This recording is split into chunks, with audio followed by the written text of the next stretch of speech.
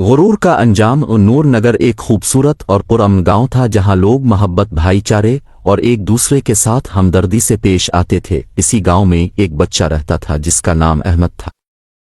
अहमद एक ज़हीन, मेहनती और चालाक बच्चा था। स्कूल में जब भी इम्तिहानात के नताइज आते, अहमद हमेशा अव्वल पोजीशन हासिल करता। उस्ताद उसकी ज़हानत की तारीफ करते और बच्चे इससे मशवरा लेते थे। अहमद के वालिदैन भी उसकी कामयाबियों पर खुश थे और हमेशा अल्लाह का शुक्र अदा करते।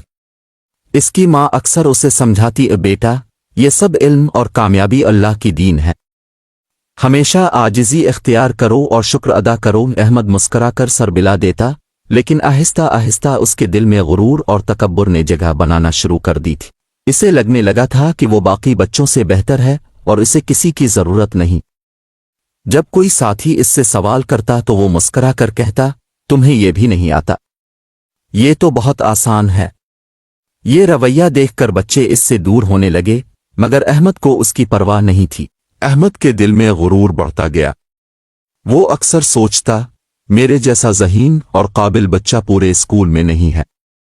एक दिन उस्ताद ने क्लास में कहा, बच्चों, इल्म की सबसे बड़ी खूबी ये है कि इंसान जितना सीखता है इतना आजिज हो जाता है। गुरूर इल्म को बर्बाद कर देता है। अहमद ने दिल में सोचा, ये बात सबके लिए हो सकती है मगर मेरे लिए नहीं। मैं तो सबसे बेहतर हूं। स्कूल में जब भी कोई ग्रुप प्रोजेक्ट होता, अहमद अकेला काम करने की जिद करता और साथियों से कहता, तुम लोग कुछ नहीं जानते, मैं खुद कर लूंगा।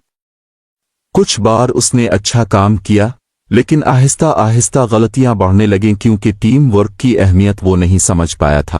एक दिन स्कूल में ऐलान हुआ कि शहर के तमाम स्कूलों के दरमियान तकरीरी मुकाबला होगा। ये एक बड़ा मौका था जहां शहर के नामवर स्कूल भी हिस्सा लेने वाले थे। अहमद ये खबर सुनकर बहुत खुश हुआ और फौरन दोस्तों से कहने लगा, ये मुकाबला तो मैं आसानी से जीत लूंगा, मेरे सामने किसी की क्या मजाल। उस्ताद ने नसीहत की, अहमद, मुकाबला बड़ा है, तैयारी करो, मौजू पर तहकीक करो और दुआ करो। लेकिन अहमद ने लापरवाही से जवाब दिया, सर, मुझे तैयारी की जरूरत नहीं, मैं तो सब जानता हूं। उसने ना किताब देखी, ना तकरीर लिखी और ना ही मश्क की। सिर्फ ये सोचा कि वो तो पैदाइशी ज़हीन है, मुकाबला जीतना इसके लिए बाईं हाथ का खेल है। बिलाखिर मुकाबले का दिन आ गया। स्कूल के बाल में तलबा, असातिज़ा और वालिदैन की बड़ी तादाद मौजूद थी। हर तरफ जोश व खरूश का आलम था। मुख्तलिफ स्कूलों के बच्चे एक के बाद एक स्टेज पर जा रहे थे और शानदार तकरीरें कर रहे थे। अहमद का नाम पुकारा गया तो वो एतिमाद से मुस्कुराता हुआ स्टेज पर चढ़ा। उसने सामीन पर एक सरसरी नजर डाली और तकरीर शुरू की। मोहतरम असातिज़ा किराम और अजीज साथियों, आज मैं आपके सामने अल्फाज उसकी जबान पर आकर अटक गए। वो मौजू भूल चुका था। जुमले गदमद होने लगे और हाथ कांपने लगे।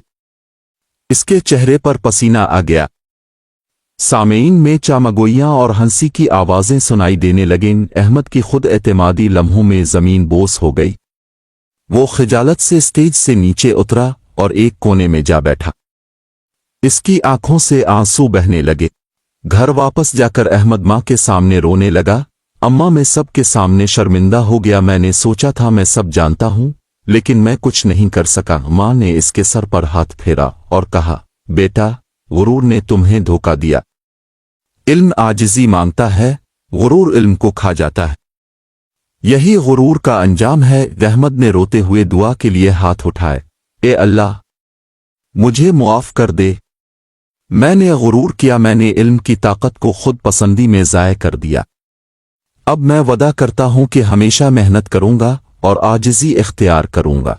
अहमद ने अगले दिन से ही मेहनत शुरू कर दी। वो स्कूल में दोस्तों से माजरत करने गया और कहा, मैंने तुम सबको कमतर समझा, मुझे मुआफ कर दो। दोस्तों ने खुश दिली से इसे मुआफ कर दिया। उसके बाद जब भी कोई साथी सवाल पूछता तो अहमद मुस्करा कर कहता, आओ मिलकर समझते हैं। गुरूर इंसान को अंधा कर देता है और इल्म को जंग आलूद कर देता है। इल्म की असल ताकत आजिज़ी, मेहनत और सीखने की लगन में छपी होती है। अहमद ने यह सबक सीख लिया कि हकीकी कामयाबी इसी में है कि इंसान हर हाल में शुक्रगुजार और आजिज़ रहे।